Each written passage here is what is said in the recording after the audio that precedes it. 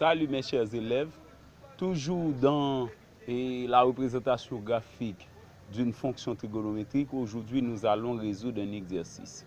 Voici l'exercice.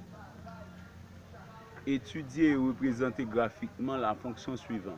f de x est égal à 2 sin x plus 1. Ok, donc suivant les consignes, d'abord on s'intéresse au domaine de définition de la fonction. C'est sin x. Sin x est défini sur R, donc le domaine de définition de 2 sin x plus 1, c'est encore l'ensemble des réels, de moins l'infini à plus l'infini. Maintenant, on ne peut pas, comme je vous l'avais expliqué dans le cours précédent, on ne peut pas représenter graphiquement cette fonction sur tout l'ensemble des réels. De ce fait, on cherche une période pour cette fonction, on cherche la période et sur la période, on va pouvoir tracer le graphe de f. Eh bien, je cherche la période de sin x. C'est encore sin ax plus b. Sa période, c'est 2pi sur valeur absolue de a. Puisque la puissance est impaire, eh bien, on prend 2pi sur valeur absolue de a, où a vaut 1. Ça donne 2pi exactement. Donc, la période de la fonction, c'est 2pi. Ok, donc normalement, je dois vous dire que cette fonction, sans perte de temps, n'est pas paire. Elle n'est pas non plus impaire. Okay, cette fonction n'est ni paire ni impaire. Okay, donc la parité de la fonction n'est pas toujours nécessaire à faire. Donc si on fait le choix d'un domaine de définition sur la période, on va pouvoir trouver une bonne représentation graphique pour la fonction trigonométrique. Mais puisque la fonction n'est ni paire ni impaire, eh bien je cherche, suivant le domaine, la période de la fonction, un domaine de définition bien précis. Eh bien, je fais choix, suivant la formule, d'un intervalle AB, tel que B moins A donne 2pi. Eh bien, je fais le choix de l'intervalle moins pi pi. Moins pi pi. Et donc, c'est en attribuant à la valeur moins pi et à B la valeur pi. Il est toujours plus aisé de prendre un intervalle d'étude qui comprend des valeurs négatives et des valeurs positives. Okay? Donc, ça va nous permettre de centrer la courbe. Okay? Maintenant, pour les limites aux bornes. Okay? Donc, on a moins pi pi. Eh bien, d'abord, on calcule la limite de f de x quand x tend vers moins pi à droite. On remplace x par moins pi. Sin moins pi, ça donne, puisque sin moins x, suivant les actes opposés, sin moins x donne moins sin x, et bien ça donne moins 2 sin pi.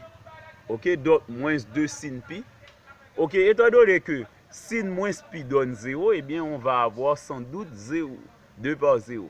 Parce que peu importe kpi, puisque sin x égale à 0 donne kpi, peu importe la valeur de pi, et bien sin kpi donne 0. Et bien c'est pourquoi je remplace sin moins pi par 0, on a 2 par 0 plus 1 qui donne 1. Ok, donc en moins pi, quand x tend vers moins pi, la limite de f de x c'est 1.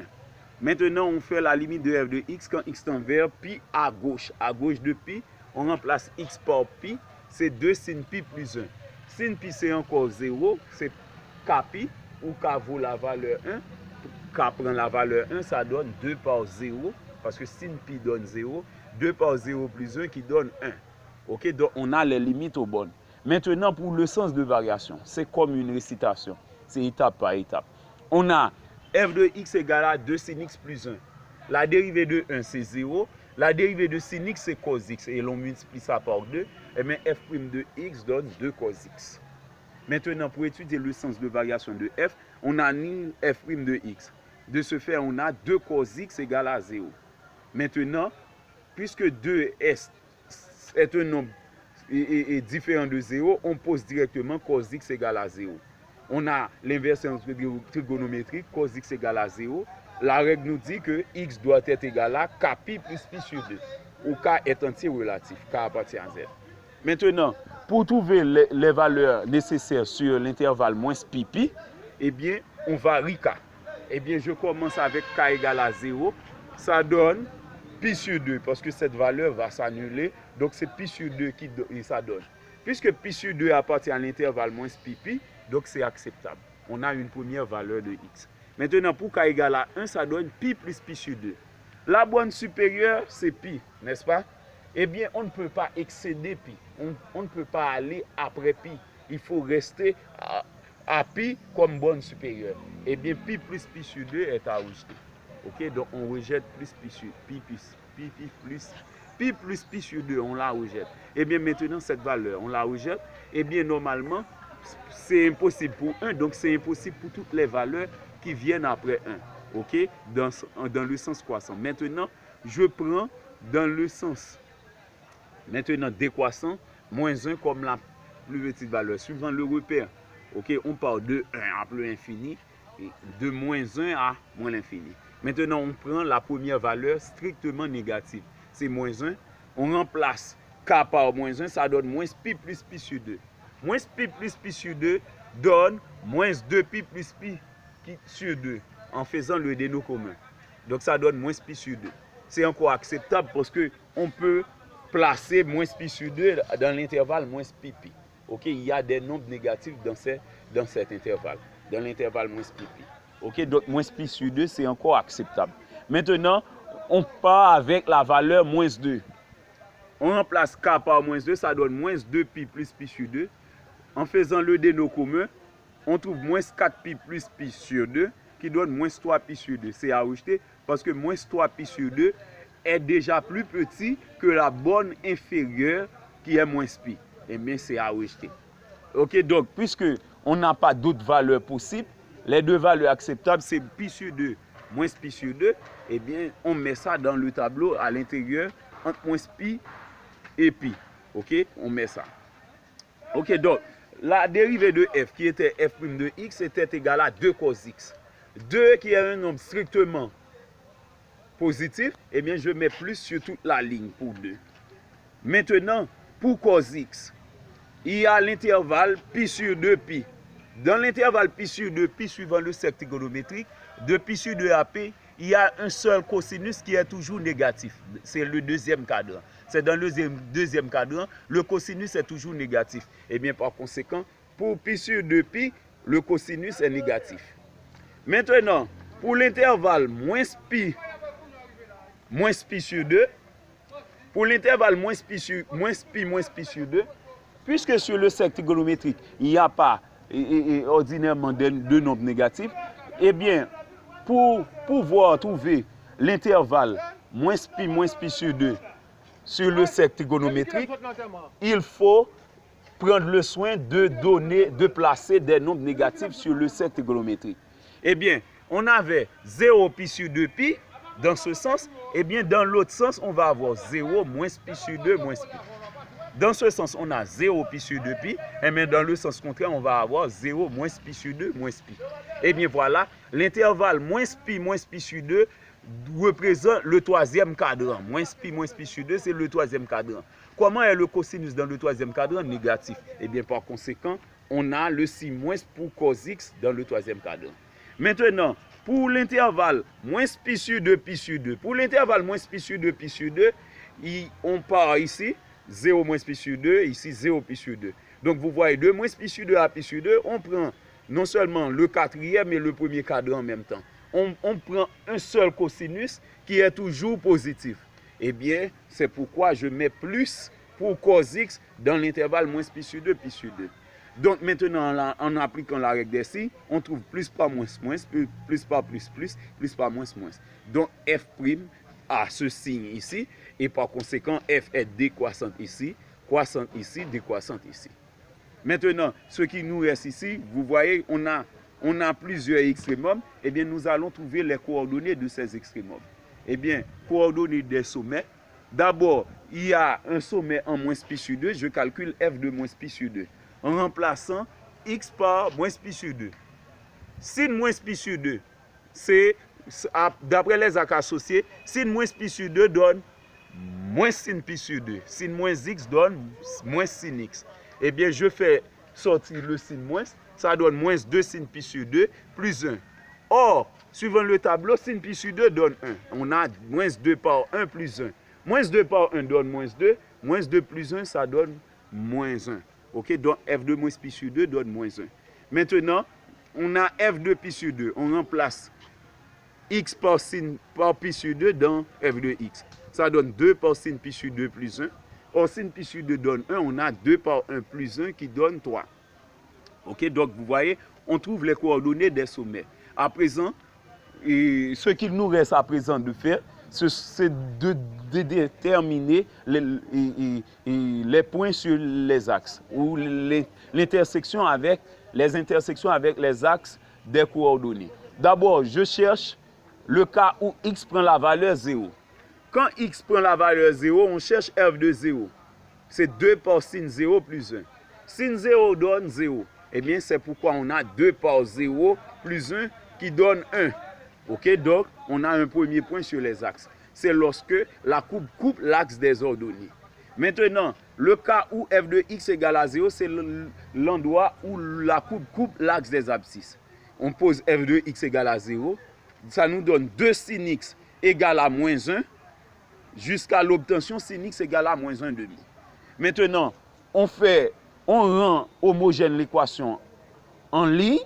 Eh bien, je cherche un arc remarquable dont le sinus donne 1 demi. C'est sin pi sur 6. Eh bien, on a sin x égale à moins sin pi sur 6. Maintenant, pour rendre homogène l'équation en C, ok, eh bien, je remplace moins sin pi sur 6 par sin moins pi sur 6. Avec la propriété sin moins x égale à moins sin x, eh bien, je peux transformer moins sin pi sur 6 en sin moins pi sur 6. Voilà, l'équation est donc homogène en ligne et en signe. Eh bien, nous avons appris, lorsqu'on a sin x égale à sin alpha, la règle nous ordonne à prendre x égale à 2k pi plus alpha ou x égale à 2k pi plus pi moins alpha. Donc ici, alpha est négatif. 2k pi plus alpha, eh bien, je vais 2k pi moins pi sur 6. Mais dans l'autre cas, c'est plus pi moins alpha, eh bien, en faisant moins alpha, on va avoir moins fois moins qui donne plus. C'est 2k pi plus pi sur 6. Or, pi plus pi sur 6 donne 7 pi sur 6. Donc, x donne 2k pi plus 7 pi sur 6. Donc, on a ces deux solutions dans R, où k est antirelatif. Et bien maintenant, pour trouver ces racines sur moins pi, on varie k. D'abord, on prend le cas où k prend la valeur 0. Quand k prend la valeur 0, pour cette valeur, on trouve moins pi sur 6 exactement. Et pour cette valeur, on trouve 7 pi sur 6 exactement. 7 pi sur 6 est plus grand que pi. Ça excède, eh bien c'est à rejeter. Je fais quoi? Donc le quoi signifie que c'est à rejeter. 2 barres, c'est acceptable. Eh bien ici, moins pi sur 6, c'est acceptable. Parce que moins pi sur 6 peut être placé entre moins pi et pi. Maintenant, d'autres cas, pour k égale à 1. Pour k égale à 1, ici on a 2 pi moins pi sur 6 qui donne 11 pi sur 6. C'est à rejeter parce que 11 pi sur 6 dépasse pi. Ok, c'est à rejeter. Mais dans l'autre cas, on va avoir 2 pi plus 7 pi sur 6. C'est encore à rejeter parce qu'on a 2 pi plus 7 pi sur 6. 2 pi, c'est déjà trop grand. Ajouter de 7 pi sur 6 à nouveau, donc c'est encore exagéré. Donc on rejette ce cas. Maintenant, puisque c'est impossible pour un dans les deux cas, eh bien je prends le cas où k prend la valeur moins 1. Eh bien je prends le cas où k prend la valeur moins 1, ça donne moins 2 pi moins pi sur 6 pour le premier cas, qui donne moins 13 pi sur 6. C'est encore à rejeter parce que ça dépasse moins pi. Puisque moins 13 pi sur 6 est plus petit que moins pi, donc c'est à rejeter. Maintenant, dans l'autre cas, on va avoir moins 2 pi plus 7 pi sur 6. Moins 2 pi plus 7 pi sur 6, en faisant le dénominateur commun, ça va donner moins 12 pi plus 7 pi sur 6, qui donne moins 5 pi sur 6. Moins 5 pi sur 6 est acceptable, parce qu'on peut placer moins 5 pi sur 6 entre moins pi et pi. Et bien par conséquent, on a deux valeurs acceptables. Moins pi sur 6, moins 5 pi sur 6. Donc, il y a un dernier cas, c'est le cas où k prend la valeur moins 2. Puisque c'est possible, dans ce cas, et dans cette équation, c'est possible pour k égale à moins 1, eh bien, on peut aller jusqu'à k égale à moins 2 pour ce cas. Eh bien, on prend pour k égale à moins 2, c'est 2k pi devient moins 4 pi plus 7 pi sur 6. Donc, le dénominateur commun et la réduction nous donne moins 17 pi sur 6 qui est à rejeter. Eh bien, c'est à rejeter. Eh bien, normalement, on laisse moins 3, moins 4 jusqu'à moins l'infini. Eh bien, les deux valeurs acceptables, c'est moins pi sur 6 et moins 5 pi sur 6. Et il y avait un point sur les axes, le cas où la coupe l'axe des ordonnées, c'était 0, 1. Eh bien, on place toutes ces valeurs-là dans le tableau des variations entre moins pi et pi. OK, dans l'ordre croissant. Ok, c'est moins pi, moins 5 pi sur 6, moins pi sur 2, moins pi sur 6, 0, pi sur 2 pi. Ok, donc, dans l'ordre, je mets le signe de f' et le sens de variation de f en mettant les valeurs respectives. Donc, en moins pi c'était 1, en moins 5 pi sur 6 c'était 0, en moins pi sur 2 c'était 1, c'était moins 1, en moins pi sur 6 c'était 0, en 0 c'était 1, en pi sur 2 c'était 3, en pi c'était 1. Ok? Donc, et normalement, vous voyez, on a toutes les valeurs nécessaires. Eh bien, on a le tableau des variations de f sur son ensemble de définitions qui était moins pp. Eh bien, on peut facilement tracer la courbe. Je fais choix d'un repère orthogonal. Ok? Le repère est orthogonal parce que je prends deux axes perpendiculaires, mais la valeur que je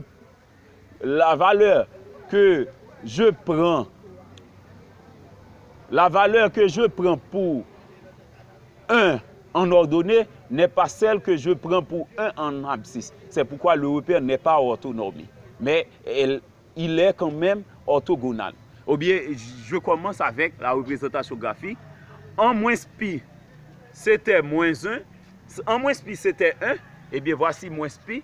Voici moins pi. Eh bien, sur la ligne 1, eh bien, je place le point. OK? Pour moins 5 pi sur 6, c'était 0. En moins 5 pi sur 6, c'était 0. Eh bien, je place le point ici. Moins 5 pi sur 6, 0. Pour moins pi sur 2, c'était moins 1. Voici moins pi sur 2. Et la ligne moins 1, eh bien, l'intersection nous donne le sommet moins pi sur 2, moins 1. Ensuite, moins pi sur 6, c'était 0. Voici le point moins pi sur 6, 0. Ensuite, pour 0, c'était 1. Pour x égale à 0, on a le point 1. Donc, voici le point 0, 1. Pour pi sur 2, c'était 3. Voici pi sur 2, 3. OK? Le deuxième extrémum. Et ensuite, pi, pour pi, c'était 1. Voici pi et voici 1. OK? Donc, on a la représentation graphique suivante. OK? Donc, ça passe comme ça. OK? Ça sort de moins pi 1, passe en coupant l'axe des abscisses au point moins 5 pi sur 6, 0. Ensuite, ça descend dans le minimum moins pi sur 2, moins 1. Ça remonte en coupant l'axe des abscisses en moins pi sur 6, 0. Ça monte en coupant l'axe des ordonnées au point 0, 1. Ça monte dans le second extrémum pi sur 2, 3. Puis ça redescend en pi 1. OK? C'était le dernier point. OK? C'était tout pour aujourd'hui. Si vous avez aimé le cours d'aujourd'hui, je vous prie de bien vouloir vous abonner à mon channel YouTube si vous n'êtes pas encore abonné. Si vous n'y êtes pas encore abonné. Et si vous êtes déjà abonné à ce channel, je vous prie de bien vouloir aimer la vidéo. Parce que c'est ainsi que vous allez pouvoir m'encourager dans le domaine. Jimmy Dieveil, enseignant de mathématiques, compétent et expérimenté.